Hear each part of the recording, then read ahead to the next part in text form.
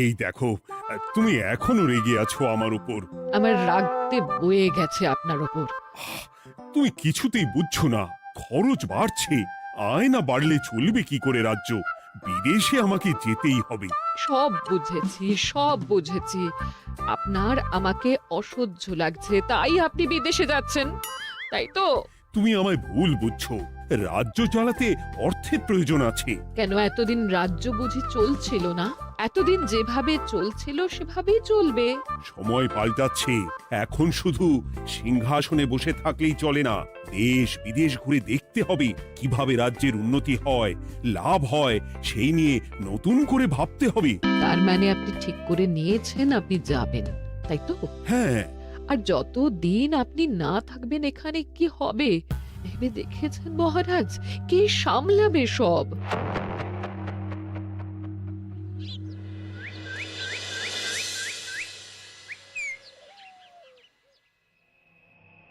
চিঠি?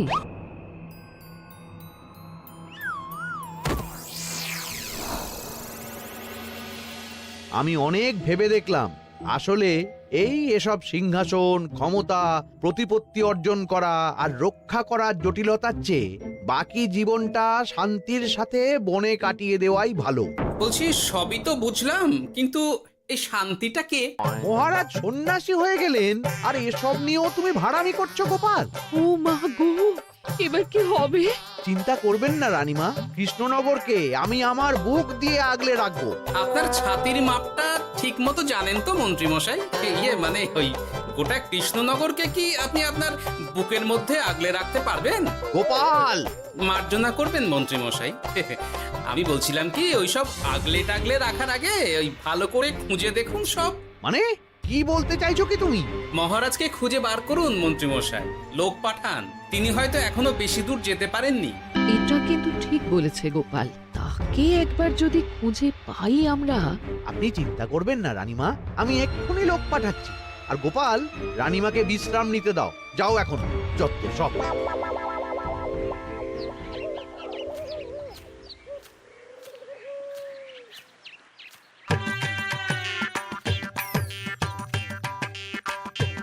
কই গো, গেলে কই? এক ঘটি জল দাও দেখি। ওই জলই খেতে হবে, শুধু জল। ঘরে এক দানাও চাল নেই। বাজারে না গেলে আজ হরি মটর। রাজ্যে রাজা নেই আর তুমি ঘরে চাল নেই বলে চিল্লামিল্লি করছো। চত্ব সব। ও মা গো, মহারাজ রাজ্যে নেই তো গেলেন কই? হ্যাঁ, বনবাসে। সে কি গো, এবার কি হবে তাহলে? কপালে যা লেখা আছে তাই হবে, আর কি। এই তোমার চাকরিখানা থাকবে তো? হ্যাঁ, না থাকলে বাটি হাতে বেরোবো, চিন্তা কি?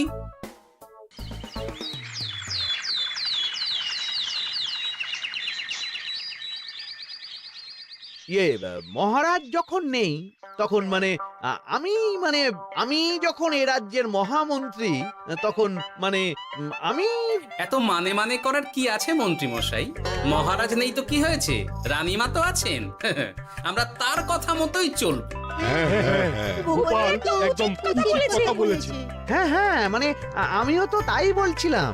মহারাজ যখন নেই তখন রানীমার নির্দেশ মতোই তো আমাদের সামলাতে হবে সব। কতদিন আর আগলাবে গোপাল? আজ নয় কাল এই শর্মাকেই বসতে হবে এই সিংহাসনে। যতদিন পারি ততদিন তো চেষ্টা করতেই হবে মন্ত্রী মশাই। আপনি যদি চলেন ডালে ডালে, আমি চলি পাতায় পাতায়। রাজা মশাই আছেন? আমি অনেক দূর থেকে আসছি।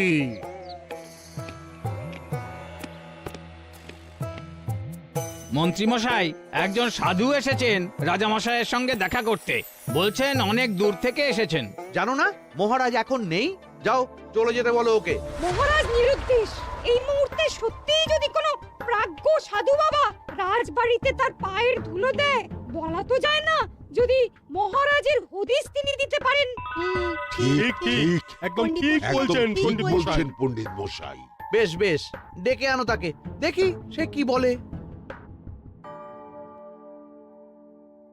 মহারাজ, আমার প্রণাম নেবেন।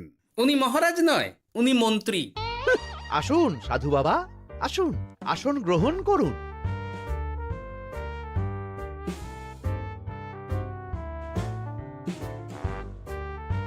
এ কি করলেন সাধু বাবা? এটা তো মহারাজের সিংহাসন।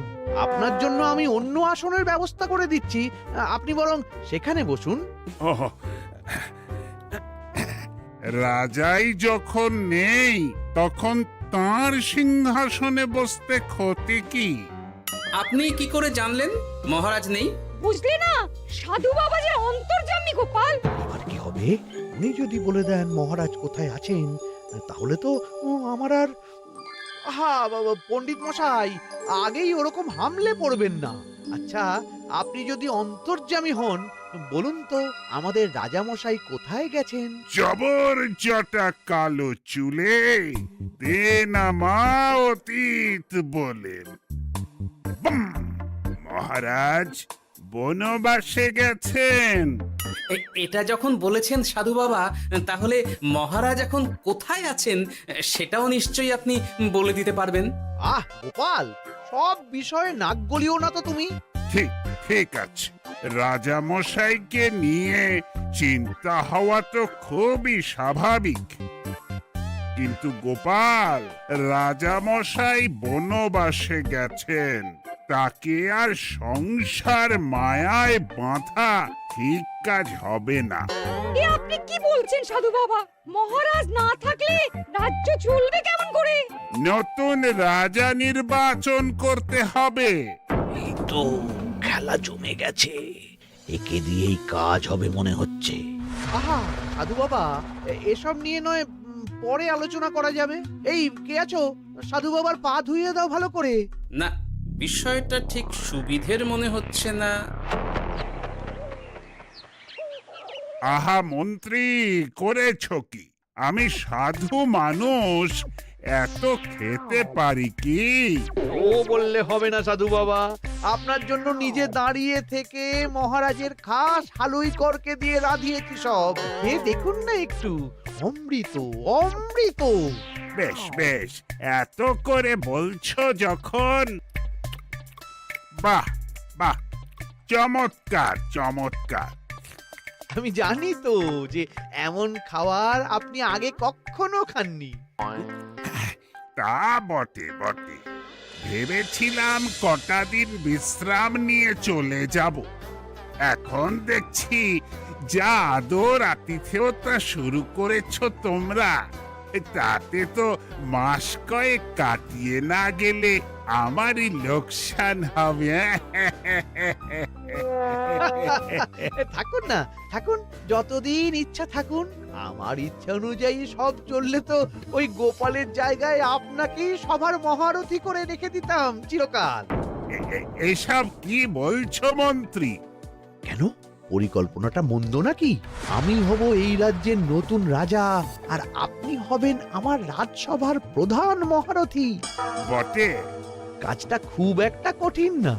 মহারাজ বনবাসে, আর আপনি নিজেই তো বললেন তাকে ফিরিয়ে আনাও ঠিক হবে না। তাহলে তা বলেছি, কিন্তু বাকি অন্যান্য সভাসদেরা আছে, তারা তো। আরে ছাড়ুন তো ওদের কথা। আকাশে হাত ছড়িয়ে আর একবার মন্ত্র পড়ে নেবেন, বলবেন এই রাজ্যের রাজা হওয়ার ক্ষমতা একমাত্র আমার মধ্যেই আছে, ব্যাস। সবাই মানতে বাধ্য। তারপর আমার একটা হিল্লে হয়ে গেলে আপনারটার ব্যবস্থাও আমি করে দেব, বুঝলেন? বুঝলাম,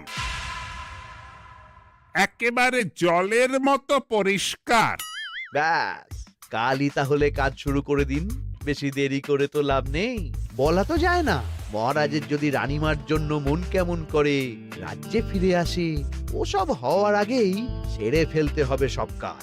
রাজা হওয়ার খুব তাড়া দেখছি তোমার মন্ত্রী। ওপরে ওঠার ইচ্ছা কার না থাকে বলুন তো সাধু বাবা? আর মাত্র কটা দিনের অপেক্ষা, ব্যাস। তারপরেই এই সিংহাসনের মালিক হব আমি, কৃষ্ণনগরের নতুন রাজা হব আমি। সমস্ত ধন দৌলত থাকবে আমার এই হাতের মুঠোয়। কি অত ভাবছেন মন্ত্রী মশাই একা একা? মানে কি ভাবছি তার কৈফিয়ত তো তোমায় দিতে হবে। হ্যাঁ, হিমা ছি ছি ছি, আপনি কেন কৈফিয়ত দেবেন? আপনার মুখ দেখলেই তো বোঝা যাচ্ছে যে আপনি কি ভাবছেন। তাই বুঝি? তা বলো দেখি কি ভাবছি আমি। আপনি ভাবছেন ওই কৃষ্ণনগরের সিংহাসনের কথা। শুনে ফেললো নাকি সব? আপনি ভাবছেন আমাদের মহারাজের কথা, তাকে কিভাবে ফিরিয়ে আনা যায় সেই কথা, তাই না? মহারাজকে যে আর ফিরিয়ে আনা যাবে না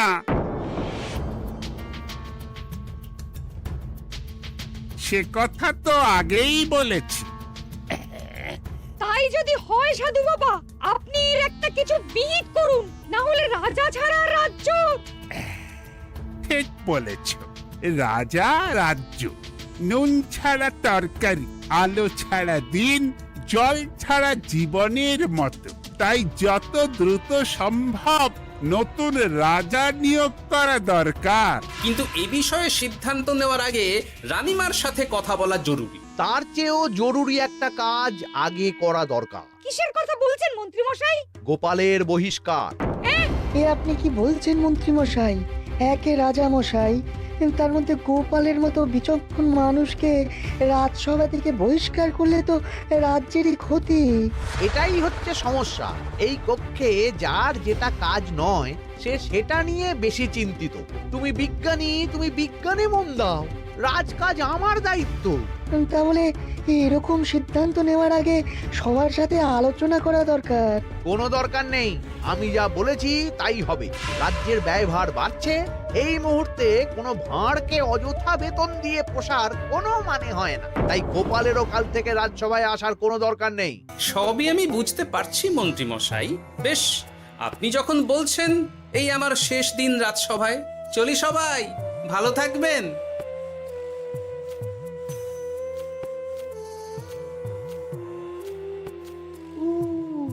এত সহজে যে বেটা মাঠের বাইরে চলে যাবে বুঝতেই পারিনি আগে। এবার আমার আর সিংহাসনের মাঝে নেই কোনো বাধা, নেই কোনো কাটা। তুমি চিন্তা করো না, আমি নিজে মন্ত্রীর সাথে কথা বলবো। না না রানীমা, সেসবের দরকার নেই। মহারাজ ছাড়া রাজবাড়ি শূন্য শূন্য লাগে, আমারও মন লাগছে না এখানে। বেশ, যা ভালো বোঝো তাই করো, তবে ডাকলে এসো কিন্তু। হ্যাঁ রানীমা, নিশ্চয়ই আসবো। এখন আমি চলি। যাক, এই কদিনে মাথাটা খেলানোর সময় পাওয়া যাবে একটু, না হলে কেমন যেন গুলিয়ে যাচ্ছে সব। কি যে বলো গোপাল দাদা, এই শেষ দুটো শাকের আটি নিয়েও দরদাম করবে তুমি? ওরে, আমি বেকার মানুষ, দরদাম না করে উপায় আছে আমার? হ্যাঁ শোনো শোনো শোনো, মহারাজ কৃষ্ণচন্দ্রের অবর্তমানে কৃষ্ণনগরে নতুন রাজা হিসেবে নির্বাচিত হবেন রাজ্যের মহামন্ত্রী। সেই শুভানুষ্ঠানে রাজবাড়িতে আমন্ত্রণ রইল। এসব কি হচ্ছে বলো তো গোপাল দাদা? ভিতরের খবর আছে নাকি কিছু? না গো ভাই, তুমিও যা জানো আমিও ততটুকুই জানি। ও গোপাল দাদা, ব্যাপার কি? এ সময় এখানে কি চাই? রানীমার জরুরি তলব, এখনই ওই রাজবাড়ি যেতে হবে তোমাকে। কিন্তু আমার যে বাজার হয়নি এখনো। আরে ওসব বাজার টাজার পরে হবে, তুমি এখন আমার সাথে চলো তো। মন্ত্রীকে আমি বিশ্বাস করেছিলাম, ও যে এইভাবে বিশ্বাসের সুযোগ নেবে আমি একদম বুঝতে পারিনি। আমাদের এক্ষুনি অন্যান্য সভাসদদের সাথে কথা বলা দরকার রানীমা। কারোর সাথে কথা বলার দরকার নেই রানীমা, আমি নিজেই চলে এসেছি আপনার সাথে কথা বলতে। এখানে কি জন্য এসেছো গোপাল? রানীমার কান ভাঙাতে? বাহ, আপনি সবার মাথা মুড়িয়ে সিংহাসন কবজা করতে পারেন, আর আমি রানীমাকে সেই সত্যি কথা জানাতে পারি না? হ্যাঁ? চুপ! ভুলে যেও না, আমি কৃষ্ণনগরের হবু রাজা। মুখ সামলে কথা বলবে আমার সাথে। এসব কি হচ্ছে মন্ত্রী মশাই? রাজা মশাই নেই, সেই সুবাদে এ কি শুরু করেছেন আপনি? আমায় আপনি ভুল বুঝবেন না রানীমা, আমার হয়ে যা বলার সাধু বাবাই আপনাকে বুঝিয়ে বলবে সব। উনি আর কি বোঝাবেন? কতদিন এসেছেন উনি, কি জানেন এই রাজ্যের বিষয়ে? সাধনা মা, সবই সাধনা। সাধনার জোর থাকলে সবকিছুই জানা যায়। ভূত ভবিষ্যৎ অতীত সব। সেই জোর থেকেই বলছি মা, মন্ত্রীর কপালে আমি জ্যোতি দেখতে পাচ্ছি। মন্ত্রী যদি রাজ্যের রাজা হয়, এ রাজ্যের উন্নতি কেউ ঠেকিয়ে রাখতে পারবে না। আপনাদের একটা কথাও বিশ্বাস করি না আমি, এসব আপনাদের ষড়যন্ত্র। এ আপনি ভুল করছেন রানীমা।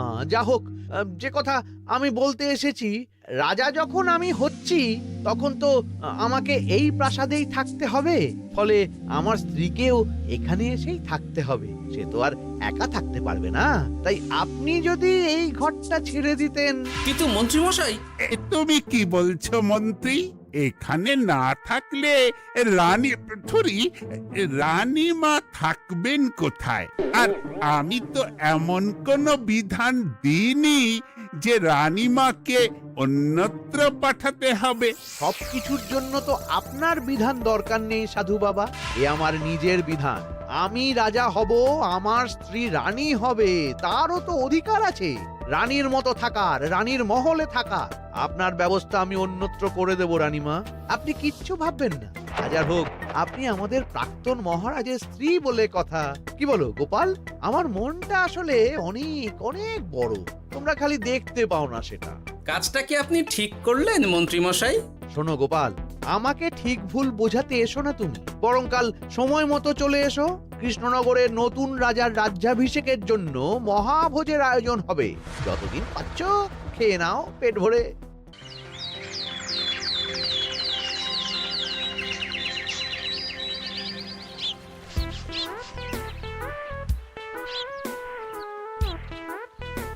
আরে এগুলো আবার কি পরে আছে এখানে? কি এ তো মহারাজের পোশাক। এখানে এসব কি করে এলো? তাহলে কি মহারাজ? না না না, হিসেবটা কেমন যেন ওলট পালট হয়ে যাচ্ছে। সময় তো হয়ে গেল, নতুন মহারাজকে ডাকুন এবার।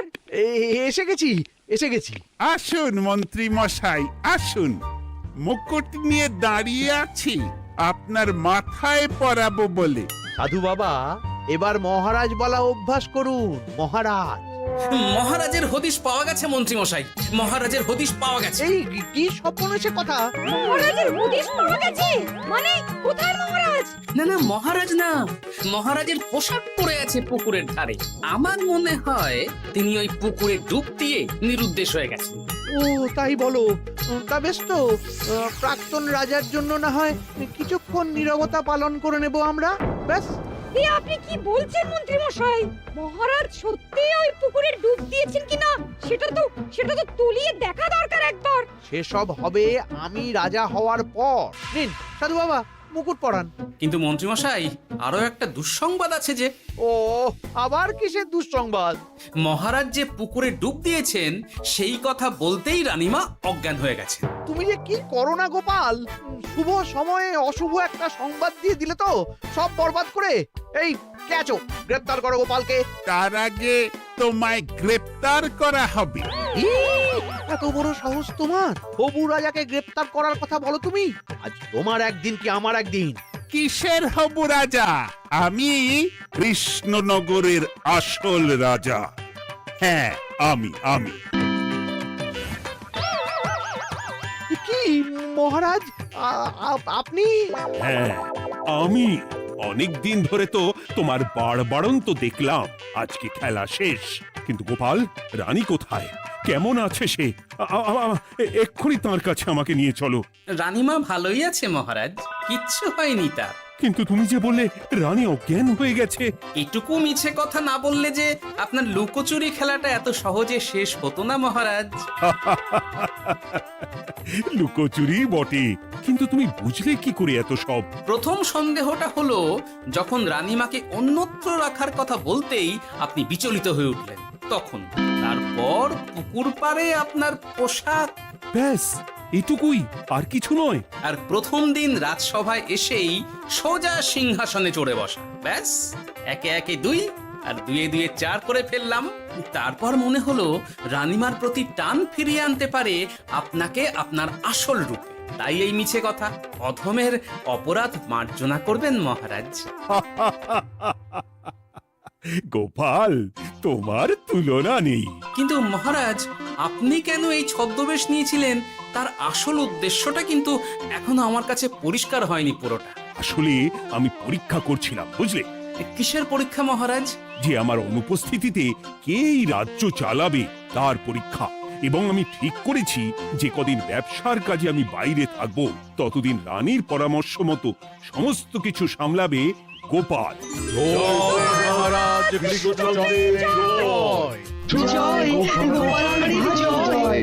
আর আমি মহারাজ? তুমি থাকবে পেয়াদা। এ কি, শুধু জল আর ভাত? আগেই বলেছিলাম বেশি বেরো না, বেরো না, রাজা হবেন। এখন খাও খাও, জল ভাত খাও। চেষ্টায় তুমিও আমাকে ভুল বুঝলে গিন্নি।